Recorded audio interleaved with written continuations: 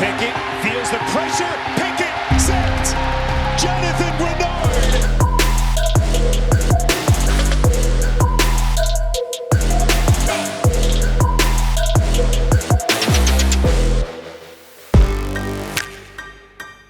Welcome back to 5-Star Matchup, the only highlight show with no highlights. If you like what we do, well, it. What's the point of giving the whole spiel? I know damn well you aren't going to be in a generous mood today, and quite frankly, neither am I.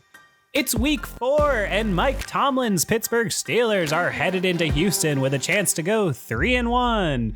But all that stands in their way is a rookie quarterback, a rookie head coach, and a great big bowl of poorly seasoned crow to eat. JJ Watt asks, "Are you ready?" As we Steelers fans respond, "Oh, let's get ready to suck it!" Outtrots the impressive 21-year-old rookie CJ Stroud, who hands this one off for a gash by Dameon Pierce, who I regret to inform you averaged a meager 2.2 yards per carry last week, but looked like the reincarnation of Arian Foster in this one, and the Texans are on the move.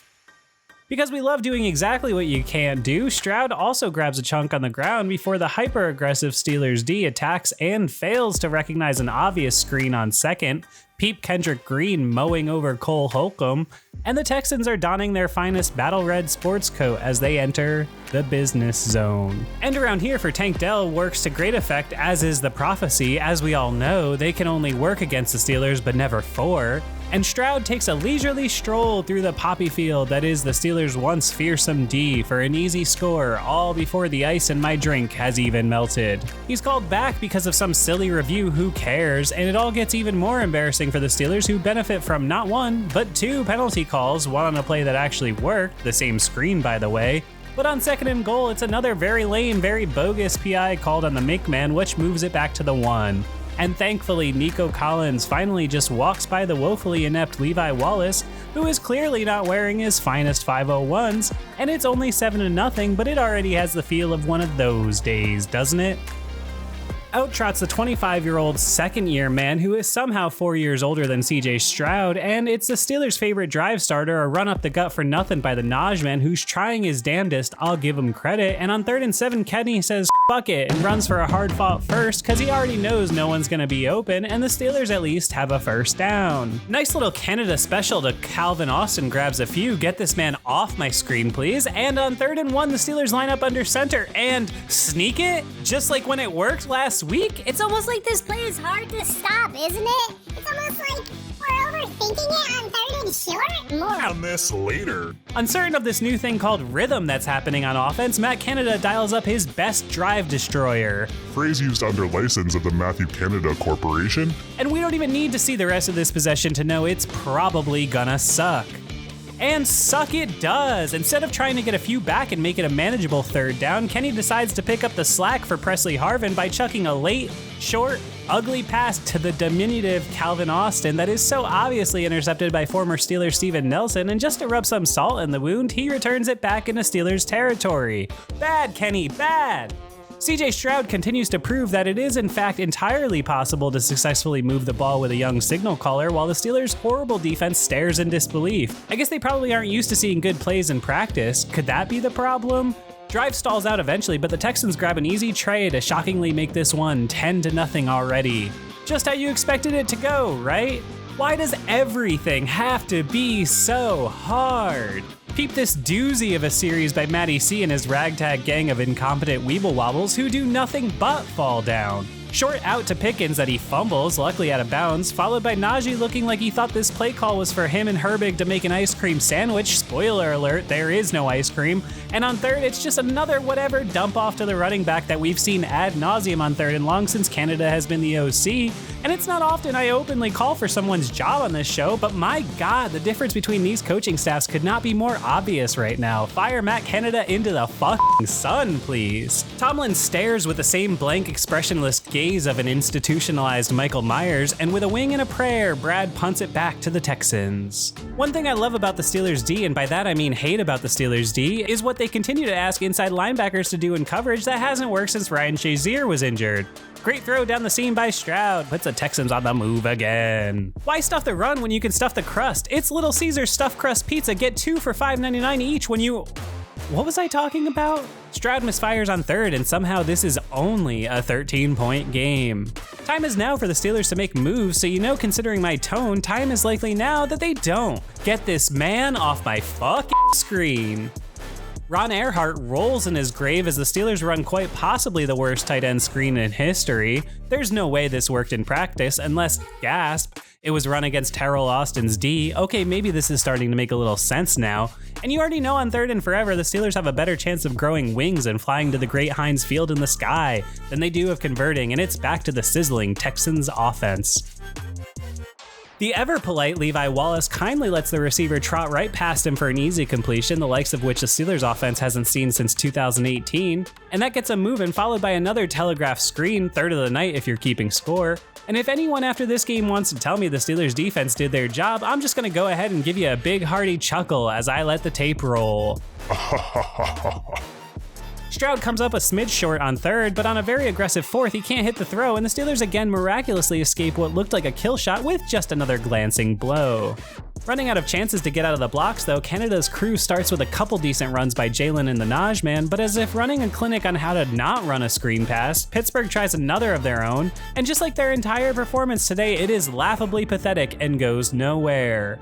Third and long, and it's another dump and pray, and excuse me while I go do the same myself.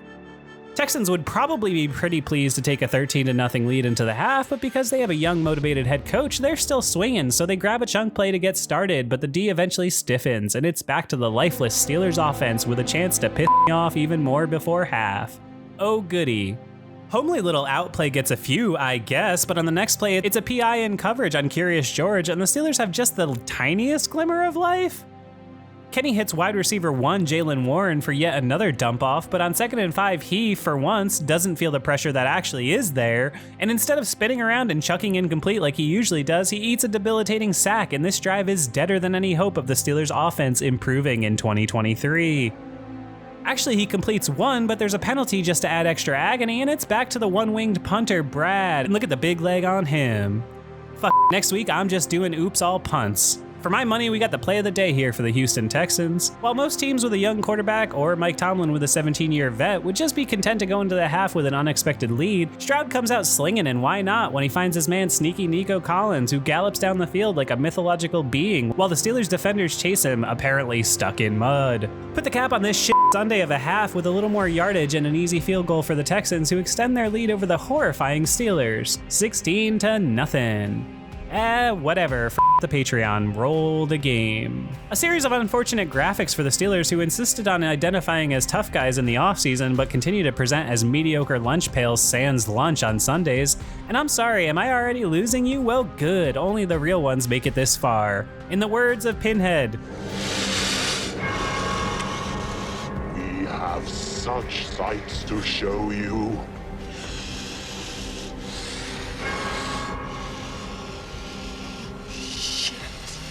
oh, and now just in time to get me to lean forward in my chair for a few minutes, Naj breaks a big run to get him started. Look at him go. But the Steelers got no zag to follow up the zig. And of course they're gonna stop you eventually. Who are they? The Steelers? Sweet catch by Calvin Austin though on third. And I guess if there's one thing about the Steelers offense that's been as advertised through a month, it's him. Huge hole for Jalen, who rockets through it for a massive chunk on the ground, and I can't believe I'm saying this, but the Steelers are just barely threatening to get into this one.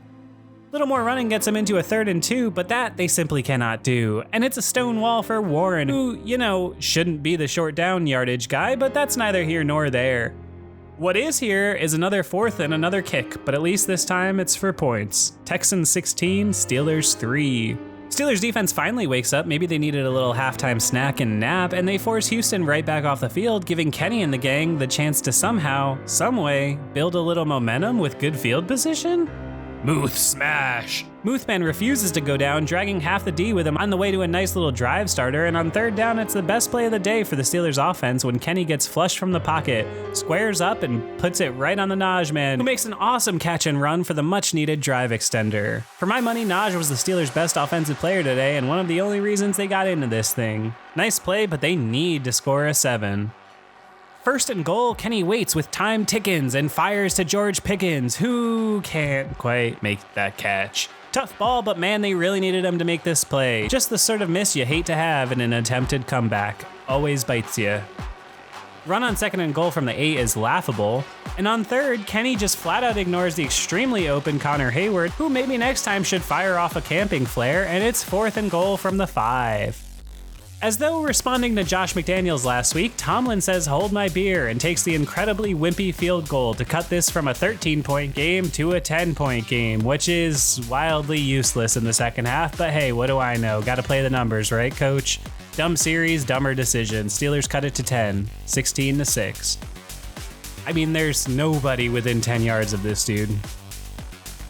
Miraculously, the Texans seem determined to let the Steelers back into this game, but perhaps even more miraculously, the Steelers are determined to prove that they're too good to be handed anything. Again, it's the Naj man, the only Steeler alive today, who fires through the line and flips the field. Suddenly, the pressure might just be shifting over to Houston. We can never have too much of a good thing, says Canada, though, refusing to use the run game to set up play action, instead running it over and over. Steelers finally remember they drafted notable giant human being Darnell Washington, and Kenny hits him for the first catch of his career. But wait, there's more! Just when you forget about the patented technology that is the Canadian Drive Destroyer, it rears its ugly head again. Phrase used under license from the Matthew Canada Corporation. A little magic on a McPick 2 almost happens, I mean just run, George. But it sets up a fourth and short that 17-year head coach Mike Tomlin has to think about, and think about, and think about some more. Nothing like wasting a second half timeout, and that sets up our 5-star play of the game.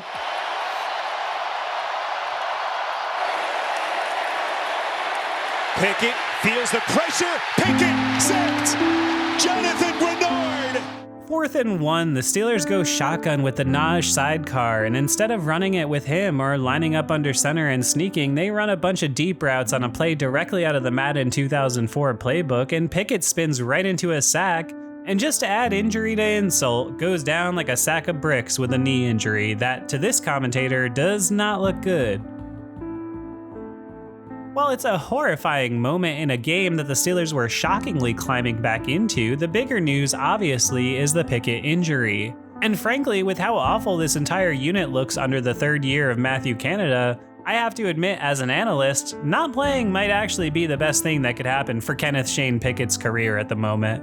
As a fan, I simply don't want to hear that, and I know for damn sure you don't. But it might be the reality. As I've said repeatedly on the show, I don't know if Pickett has it, but I do think he has a chance to be a decent starting quarterback in this league. The problem as I see it is he's being actively sabotaged by a coaching staff that seems to have little awareness of what they need to do in order to help the maturation process of a young quarterback. Look around the league. Hell, look across the field at CJ Stroud. He's 4 years younger than Pickett, I wish I was kidding. Look at what former Steeler Josh Dobbs has done this season for the Cardinals. I don't expect everything to be all roses all the time when the offense is as young as it is for the Steelers, but what I do expect are at least some signs that it's getting better. Some signs that they run anything at all that could be considered their bread and butter. I love Kenny Pickett and I'm rooting for him, but let me ask you this. After a year's worth of starts in Canada's offense, what is this unit good at? Any thoughts? Any at all? That's what I thought. They can't run because no one is scared of their pass game. And they can't pass because, well, they suck at it. Let's extend that to the now 2.25+ years of Matt Canada as offensive coordinator. Has this team done anything consistently on offense? No matter who the linemen are, who the quarterback is, and who the skill players are, the themes have been the same. They can't possess the ball with any regularity against any really good teams.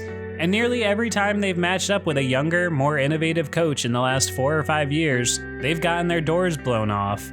If you have watched my show for some time now, you know I don't say this lightly, but it's time. It's just time. Things need to change at a high level for the Pittsburgh Steelers.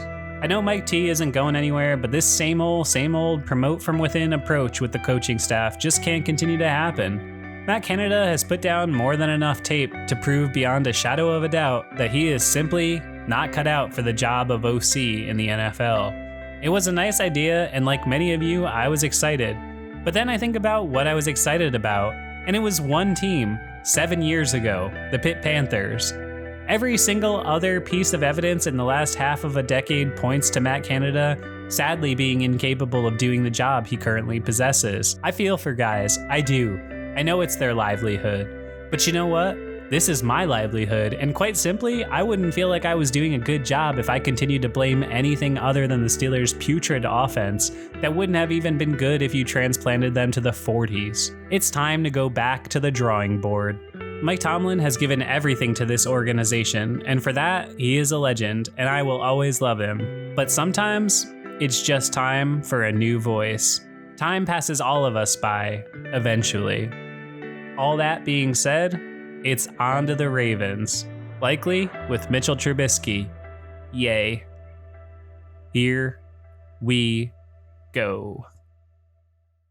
Patreon.com/5SMU.